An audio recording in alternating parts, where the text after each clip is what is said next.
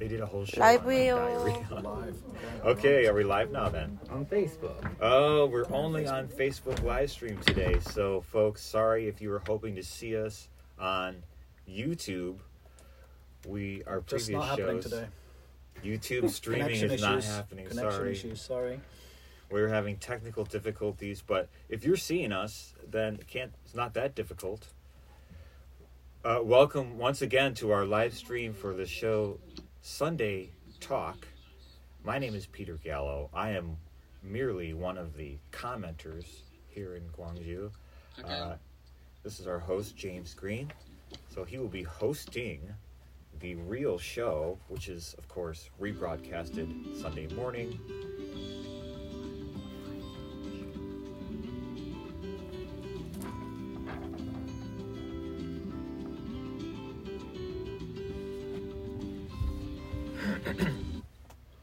Welcome back. Now it's time for our part 2 where we'll be discussing media trends. Every week we talk about a different media trend, and as I informed you earlier, we'll have our live show with Talk and Talk. With me in the studio we have Tim and Peter. Unfortunately no Dennis today. It didn't work out for us. Oh, I didn't notice he wasn't here. Yeah.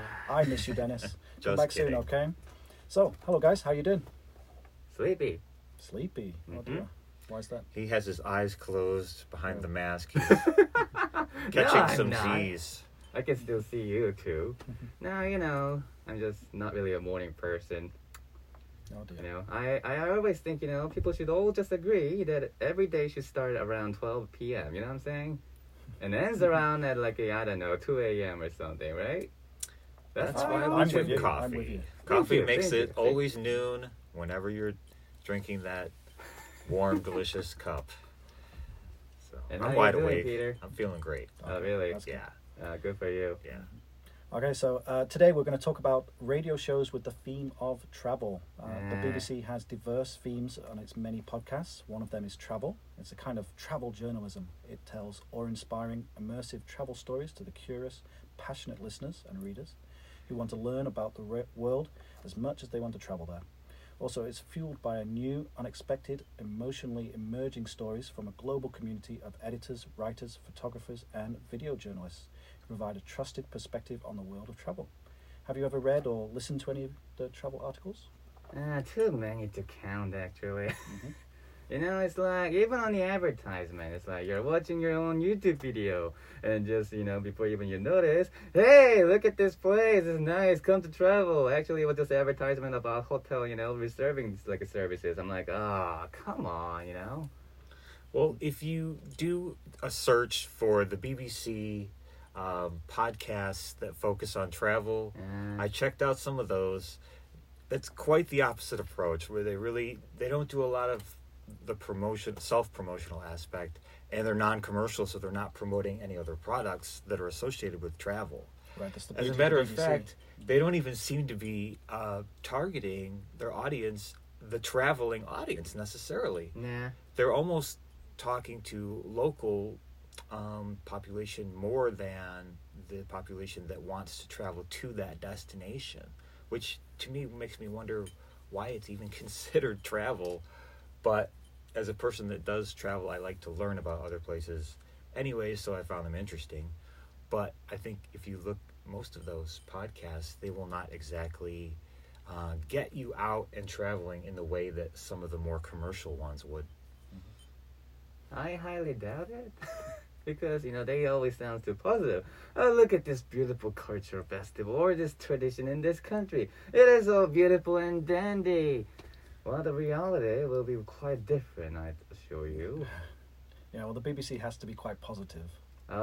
Too positive. We call it propaganda, my friend, not advertising or information providing. Well, I did check out one that focused, for example, was more concerned about the destruction of the natural environment. Wait a and second. how you could even take action for Whoa, that. whoa. That doesn't sound like a necessary traveling show. It just sounds Well- like one of those natural environment protecting green show. You know what I'm saying? Well, once again, this BBC show, the host does not necessarily come on the show and explain what it's even about. They just kind of start talking and go into their subject, right? And so it's very different than the NPR or the American podcasts that I'm used to listening to, where they put a lot of effort into framing and contextualizing all of their efforts. You know, And so actually, it sounds like so they say, oh, you know, we're gonna make our title travel show, but actually, it's going to be like consisting of a bunch of random topics out of nowhere, and we're just gonna munch that idea because we think, you know, just talking about traveling is not enough. We're better than that, or something like that. So it sounds like, you know, just a bunch of mixed idea, but they didn't really, you know, present themselves as the, you know, most. Well, I think efficient the way. show is cohesive enough, Nah. but I think it wasn't. It was just that the category of a travel podcast that somehow they fit in that label somehow are under that category. Wow, it's I blurring. think it's just indicating how kind of unpredictable searches on the internet are, really. You know. Yeah, well, I think travel can be a good way to introduce a new topic. So, I read an article on the BBC this week. It was about rice dishes in Asia, and it was under the travel banner as well. I think so. Because it was their way of traveling around Asia and they did that by introducing the rice dishes. And so they talked about the area and how it linked to the dish. Exactly. So food is huge, right? I think a lot of the food reviews or food podcasts and shows are going to be also go alongside the travel ones. Yeah, I mean, when you're traveling other, you know, side of the country or any other part of the world, that's gotta like one eat, of the main right? point, right? Yeah. Trying new dishes. You can't just bring all your Korean food with you. Or hamburgers and steaks, for that matter. You got to at least try to order Korean food when you get to where you're traveling to. Well, yes, when I took my mother-in-law to England, and we took a lot of kimchi with us. Is that legal? Are you serious? It is. Yeah, it is. How did you get it past security? Oh, they in the airport they tell you how to wrap it up. They tell you how to wrap it up. Yeah, English security. Not the English security. The Korean in the Korean airport they have a thing that telling you how to do it. They have like lots a kimchi department at the kind of Korean airport. That is good to know. Lots of tape. Lots and lots of tape. That's what it was. I bet, you know, gotta contain that. Yeah, it was airtight. It was well, I definitely apologize to all of my friends and folks that wanted to know about traveling with kimchi, and I told them forget about it. Apparently, you can. If you check in with the Korean International Airport, they have a department for kimchi. Yep, there's definitely information on the Yeah, no, on the you internet. kind of redeemed yourself, my friend, but well said enough. That makes me think I should start a podcast, right? Traveling with kimchi. So that's a good idea. You should. Why not? Yeah. When I was reading that article, it brought me back to a TV show I used to watch, the Anthony Bourdain travel program. Did you ever watch that? Repeat the name again? Anthony Bourdain. He's a famous chef. Right. I'm a fan. Yeah, he used to. Was a yeah, was a fan, I guess. Yeah. He used to travel around, and his way to introduce the country was through the food. Yeah, and he used to, eat all the, shall we say, weird, and attitude. Yeah, all the weird foods from all the way around the world. It was very interesting. Yeah, I'm a fan of Anthony Bourdain. Definitely, he doesn't have any podcasts, unfortunately, but you can check out his books. I wonder if he actually, talked about dog soup when he actually visited Korea. Did he do Korea? I don't remember. I'm sure he did, but I don't remember. Dog soup? I don't remember what he talked about. Yeah, I wish I did. He probably talked about some seafood that are particularly interesting in our country in particular, or some of the other interesting stuff, rather than, concerning about eating pet culture. Well, kimchi is definitely something you don't want to miss if you're traveling to Korea. Oh, I'm sure he did talk about kimchi. Right. Yeah, they also have a kimchi in Japan. It's called a copyright issue, but, they call it kimchi for some reason. Well, there's aspects. I mean, you have your sauerkrauts, and then you have your kimchi. Okay, let's take a moment and have a song break. It's the song Thinking About You by Dua Lipa. That's the song name, Thinking About You. Dua Lipa. Yeah, Way to creepy so, other about people. you. Live stream fans, check out Dua Lipa if you want to feel like you're having the experience of the Sunday morning talk audience. Not necessarily, they can just forget about it. I mean, who cares, right? Or just listen to whatever you're listening to, yeah. Yeah, I mean, we don't have to force our way in. So these breaks, they always seem so short. Yeah. Oh, there we go, back into it. We're back into it. 3, 2, 1. Okay, let's keep talking about today's topic. So I checked the BBC podcast website, and all the topics in the travel category are very interesting, attractive. Like there was one on Britain's mysterious ley lines, and is this Japan's best breakfast? Do you have any ideas for any shows you'd want to do, apart from your travel one with kimchi?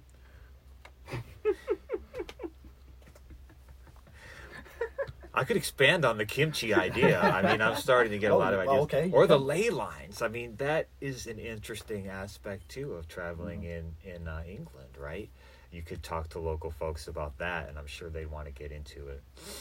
You know, personally, ideas for podcasts, there are many. I mean, just being an American expat in Korea, for example, there are so many issues that we deal with every day that seem totally normal to us. We've normalized the insanity and the chaos of it, I guess is what I'm saying. Yeah. But to folks, you know, not living this life, you would think, wow, that must stress you out immensely, or aren't you exhausted all the time, etc. And how do you deal with the language and aspect, much less all the other random elements? So what about you, Tim? Do you consider yourself an expat? Me? What are you? Whoa, who are you? I think people want to know. What is your true identity? What do you mean my true identity? I'm just a normal guy that you see average day. Just average Joe on the street. You know what I'm saying? Do supervillains have podcasts? I guess really what we need to find out here. I'm convinced there's a different person every week. I can assure you that it's the same old Tim. Yeah, it's not like I'm changing my identity every time now and then. But anyway, about myself. We're talking about traveling show, right? So yeah, you mentioned about how BBC podcast is actually providing a lot of variety of the information, not really necessarily relate to the traveling information. And I think I have seen a lot of videos actually regarding that same category. Like they seems like a traveling show, but at the same time they're just kind of coming up with a random situation and random day. For example, I just saw one of the YouTube video talking about Sunung Day in one of the video talking about Korea and regarding the traveling experience, because they say in this particular video ridiculously that you cannot ride an airplane on Sunung Day, which is like a Korean SAT day. And the reason why it is because it's too loud. Yep. And government want everything to be real quiet, and that's why on this day Korea will be very silent. And I was just laughing my good laugh, because I believe it's for the English listening part, right? So they it's like for most of the Western audience, but it was, let's just say, it was really exaggerated. You can still ride an airplane, you can still travel to South Korea. It's not all silent. That is quiet exaggeration, because I still see people getting drunk on this kind of day. So yeah, but my point is, sometimes those kind of information videos exaggerate somewhat just to get at the audience. And you have to be very cautious when you're actually watching the show, and do not trust everything those people say. Doesn't matter if it's BBC, CNN, or just random independent YouTube creators. Right. Sorry to cut you off, but yeah, they're trying to sell their podcast, right? So they do try to definitely exaggerate and sometimes too much. Sometimes too much. Yeah. Sorry to cut you off. Oh, I was just saying, if you listen to podcasts with subjects that you already know a little bit about, then that makes it easier to relate and accept what they're saying, and that you can determine if these people are actually coming from a place of knowledge, or if they're just kind of hacking their way through a podcast, right? So, for example, when I watch or listen to shows about bicycling, I know a little bit about that, so I can say, oh, this is similar to my experience, or they're just faking it. They don't know what they're doing. It's their first day or whatever, So, like someone, I think I posted a video of some Italians that traveled to Korea recently, and they are sharing their experience with what it's like to live camping and bicycling around Korea. I've always wanted to do that, actually, bike around the coast. The coast of Korea, the peninsula. Coast of Korea, yeah, wow. And, that'd be a long way. I don't know if I could do it all. I think they went through. They tried to go more like across the peninsula rather than around the coast. But you're probably right. The coast might be more scenic. Yeah, just bike and camp your way around. Yeah. Stay away from highways. You're not allowed to camp. Yeah, it's hard Oh, to it can be a sleep campsite. next to a noisy highway. That was their main complaint, was that all night long the highways are loud, so you can't exactly get much rest. So Welcome to small country where almost every part of the country is Exactly, almost right. filled with the civilization. there's an economic engine going 24 hours in Korea, and it keeps those highways buzzing. Hey, what can we say? We don't shoot each other all the time. Okay, yeah. So, Tim, I know you were talking about that they're always very positive. Oh, Now, yes. do you think that podcasts should try to be just show the positive, or should they try to show the negative and the positive at the same time? That's a really good question, and I have to ask my audience too. Like, for example, let's say you're trying to, travel to another country. Would you like to hear only about the good things, or would you like to know about something that you should know of to avoid getting in a dangerous situation? Do you understand what I'm saying? Yeah, that's The true. show that are only focusing on the positive points and the beautiful things they can see, while not really focusing on what kind of different culture do they have, when is the time of the curfew for them, and where and when should you avoid if seen by people on the street, or which area you should not go to. Those information might seem to be negative on the other side, but those are also very essential information for the safe travel. And I think if you're traveling around the world, well, it is important to see a lot of beautiful things, but at the same time, you should stay alive and safe, and not dead.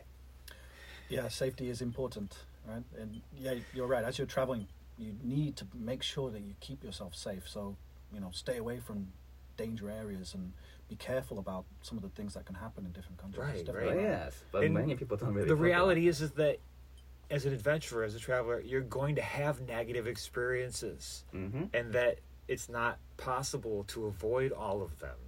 And don't let it turn you off. Don't give up. Keep trying.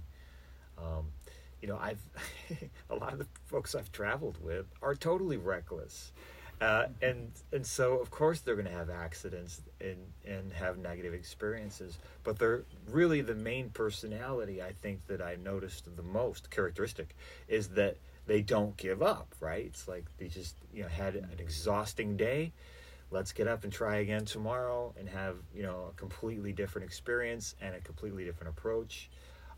To me, that is the characteristic of a traveler that's going to be successful.